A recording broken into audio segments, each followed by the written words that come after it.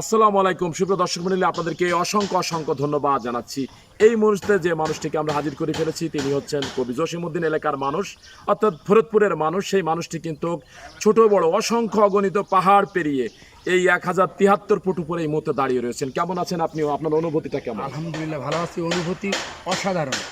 আমি এখানে এসেছি বগালেক দেখার জন্য। বগালেক মানে মানুষের দেখার জন্য একটা স্বপ্ন, প্রাকৃতিক নিজের হাতে গড়া সৃষ্টিকর্তার যেই নিপুণ কারিগর, সেই কারিগরি দেখার জন্য আমরা এখানে এসেছি। অসংখ্য পাহাড় মেরিয়ে মৃত্যুকে হাতে নিয়ে জীবনকে উপভোগ করার জন্য এসেছি বগালেকে।